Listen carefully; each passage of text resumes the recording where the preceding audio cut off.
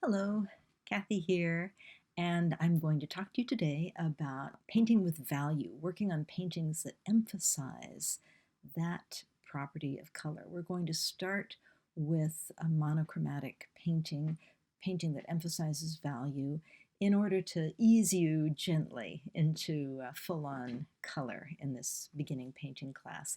Value, of course, has a special meaning for artists and designers. It is one of the three aspects of color, and it simply means a color's place on a grayscale. The grayscale that I've got on the screen here obviously is achromatic. It doesn't have any hue, and the saturation is perfectly neutral, right? There is no rainbow color to this scale whatsoever. But any color that you see around you in the real world or in your paint box also has a value. The hue, the chroma of the color tends to hide that from our experience. So we're gonna really look hard now at the concept of value and try to isolate that element of color so that we can really focus on it. One thing that I'd like you to really think about as you begin this painting is that value can be assigned to whole regions of a composition. So, for example, this area has a value, this area has a value, this area has a value, and this area has a value of a gradient, right? And it's the way those patches of value interact with each other, what happens when they run into each other, right? Whether there's a soft edge or a crisp edge or a tiny little highlight along an edge. It's those interactions of the edges of the regions of value that show us that there are pears sitting there on a table, and that the table goes back several feet into space, and that behind it there is an indistinct region that's a wall, perhaps there's a window in it with daylight coming through, right?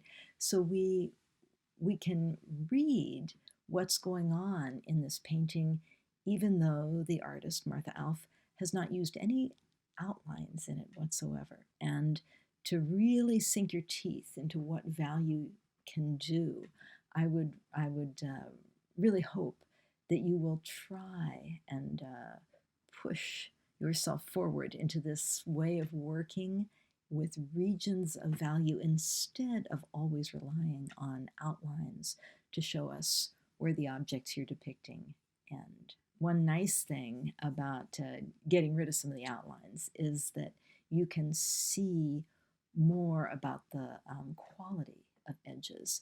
This allows you to use atmospheric perspective a lot more effectively, which we'll be talking about later, but it also helps tell us a lot more about the shadows and the modeling that you might be observing. So there's a lot of information in shadows. They can show the angle and the distance of the light source. They can show the shape of the object that's casting them, obviously, and they can also show the topography of the ground where the shadow is lying, or the objects that the shadow is cast upon. And in your value painting, you will really get a strong sense of volume in three dimensions if you can observe the shadows closely.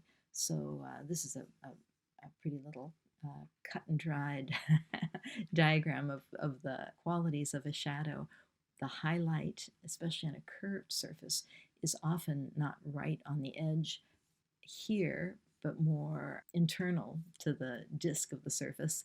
The darkest part of the shadow is usually not right at the bottom, but there's usually a little reflected highlight, a secondary highlight that comes from light that's reflected up from the surface. And of course, in the cast shadow itself, its darkest part will be right underneath the object, often a very skinny little area right underneath the object, and it will get softer and the edges less crisp and the shadow itself less dark as you move away from the object, because as you move away from the object, the surface isn't as well protected from the light. The light leaks in and softens the shadow. Let's look at that in a beautiful painting instead of a funny old diagram here. And you'll see in this puntormo, if you look, say, in the faces of these saintly looking women here. Look under the nostril here. You'll see that little secondary highlight where the light is being reflected back up from the flesh and the clothing, or under the chin, or underneath the edge of the hand, right? You'll see it in the drapery a lot. This is something you really, really see in beautifully observed draperies, that secondary highlight in a place where you might expect the drapery to just get darker and darker. No, there's a reflection from the things around it. So that's something to observe carefully as you study the objects that you're depicting in your painting in terms of their value. This is a drawing by Georges Seurat, a pointillist painter, and I like to show this drawing because, again, we have not only the drawing but the painting that goes with it, so that you can see a little bit about how Seurat worked and see the relationship between the way he drew and the way he painted. He liked to draw on this really toothy, rough paper with the side of a piece of charcoal so that it would pull off these little dots that were very similar to his pointillist technique, which of course involves tiny little dots and dabs of paint that blend optically to create the colors he wanted.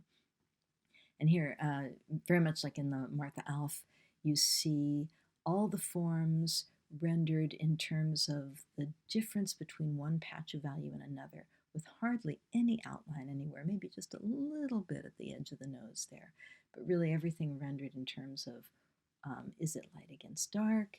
Is it dark against light? How do those relationships change as you go around the contour of a body? It's dark against light here, it's light against dark here.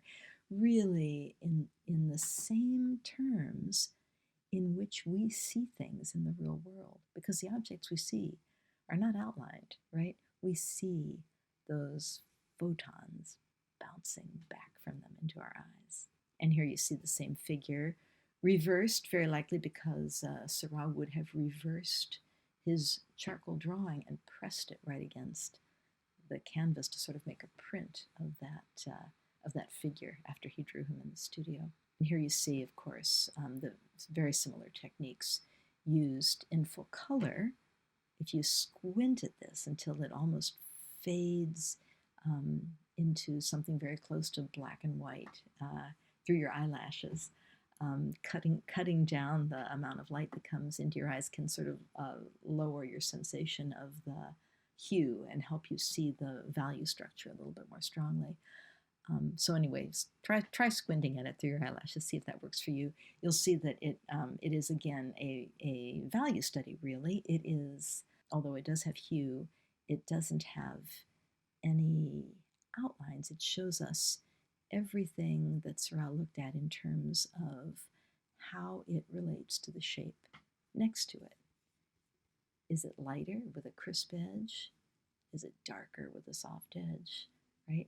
So those are the kinds of things that you may not be used to thinking about if you've drawn a lot with lines. In this first painting, I hope you will think about those things.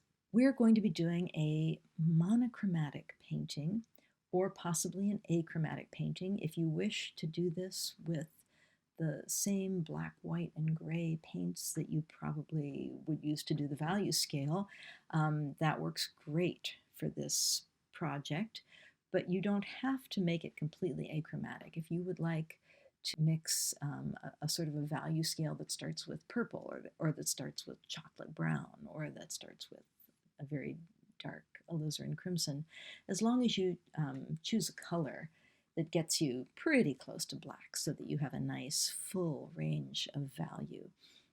You can certainly do a monochrome painting. And I'm going to show you several paintings that were done as underpaintings, or that are very similar to underpaintings.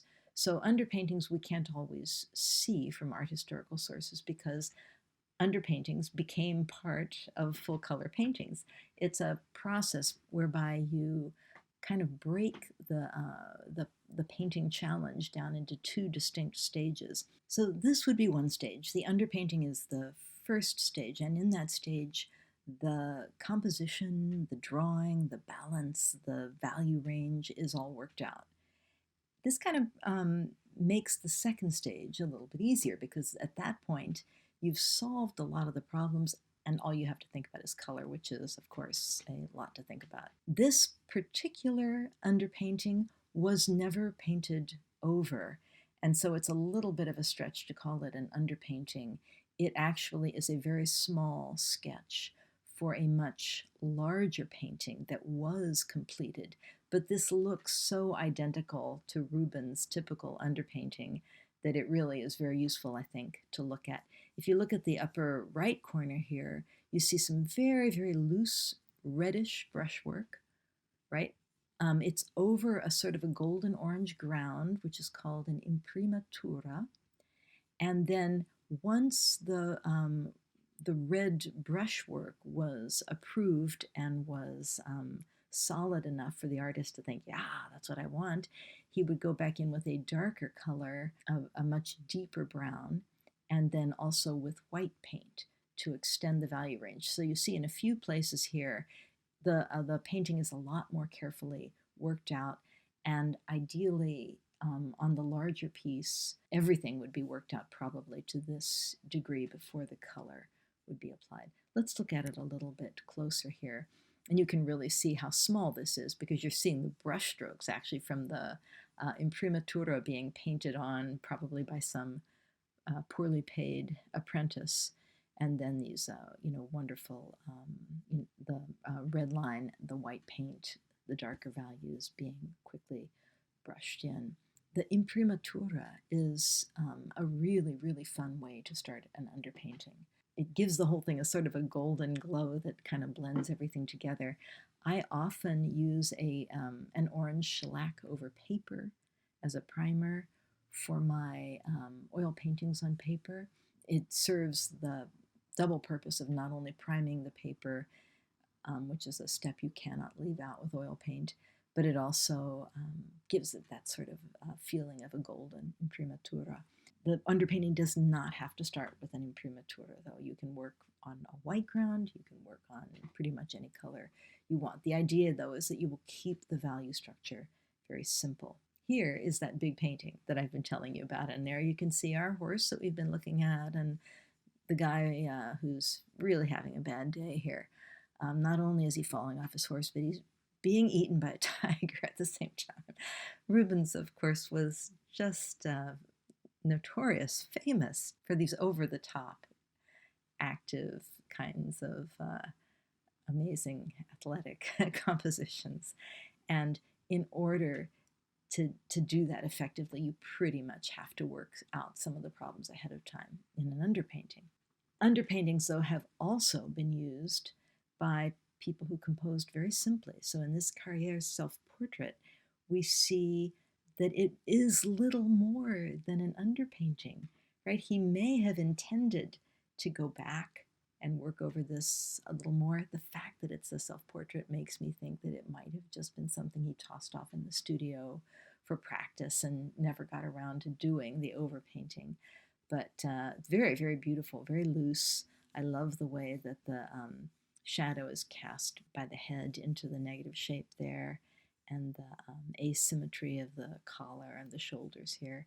Very, very beautiful. Here's a portrait he did of someone else, and you can see here that although he has finished the face with these gorgeous glazes and scumbles, he's left the background just as energetic and, oh, I don't know, very bravura. Just you can see every single brushstroke. He's it's a wonderful combination, I think, of that really slashing, sort of broiling background, and then the very, very soft, tender, sensitive glazes over the underpainting. So when you work over an underpainting, it's called glazing.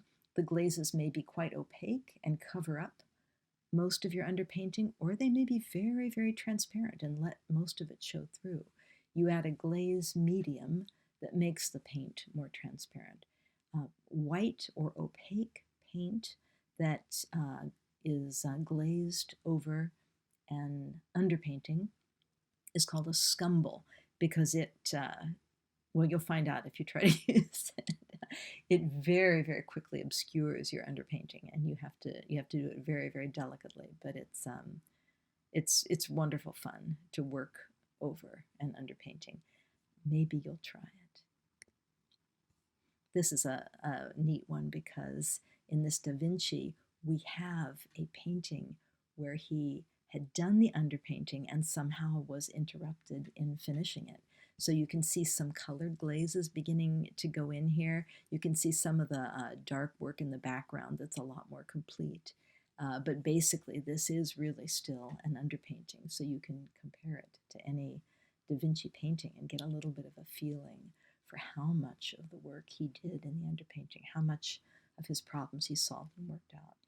Artemisia Gentileschi, a wonderful painter from the Baroque era, did this self-portrait very clearly over an underpainting, and she did this painting a couple of years later of Catherine of the Medici as St. Catherine of Alexandria. Rich people love to have themselves painted as if they were saints. And you'll notice, I'm sure, that the composition is very, very similar.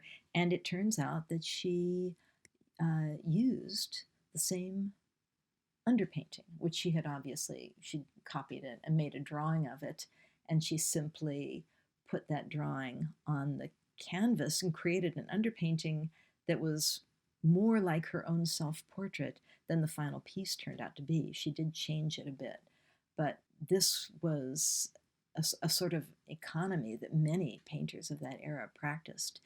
If they put the time and the work into creating a successful composition, they certainly copied it, at least in a drawing, so that they could use it in an underpainting later on and double their money, so to speak. This very famous painting by Van Eyck, Jan van Eyck, the Arnolfini portrait, very mysterious and beautiful portrait of this couple, extremely detailed, exquisitely detailed and ornate in all the beautiful textures and effects that have been created here. It was painted over an underpainting. Van Eyck did very, very carefully worked out underpaintings, and yet he did improve his work and change it even as he painted over it. And we can see this by the x-rays of this painting, where you see that he actually lowered this guy's eyes quite a bit, changed the position of his hand, right? So those are some fairly major changes. Now you can do that by working simply with opaque paint over your underpainting. But many artists, of course, let much more of the underpainting show through. Van Eyck was so committed to underpainting and so good at it that he created some paintings that were meant to look like sculptures and were completely monochrome on purpose. This effect is called grisaille, and mostly grisaille paintings are painted with the intention of using them as underpaintings. But this one was intended to remain as is. In the project that you're about to take on of creating a painting simply in value in monochrome or in grayscale, you may conceive of it as a grisaille painting, just like this one of Van Eyck, just simply as is. And you also may think of maybe eventually glazing over it and trying the glazing technique, using it as an underpainting, in other words. I do want to show you a couple of Van Gogh paintings here that were never intended as underpaintings and yet are very monochromatic and still among the world's great paintings. Lively, soulful, exquisite, very simple still life objects. A composition similar to this would be a terrific answer to the painting challenge that you're about to start. And here's another, again, very monochromatic. There's just a little bit of color temperature change in both of these, but very little. And that limited palette, of course, is what gives these some of their mood, some of their soul, right? It's powerful to limit the palette. We're going to be looking at that more a little bit later on. But for now, think about the possibilities of paintings that really emphasize value contrast, form, and volume, which is what value is so good at showing us. wanted to end with this beautiful cave painting, many, many thousands of years old from Spain. It reminds me in its color so much of that Rubens underpainting over the Imprimatura with the red and the burnt umber. Um, this is very close to monochromatic. I wouldn't change a thing about it. I don't need to see purple or green or blue in this painting. I think it's beautifully limited in its palette and oh, so very inspiring when I see those delicate little feet and eyes and horns. I feel the soul of this artist right with me as I look at his or her painting and or theirs. Maybe more than one artist executed this, but what a privilege to be able to work in this same medium with this artist from so many thousands of years ago. I hope you all enjoy painting with value and hope this has given you some great ideas of how you might approach it.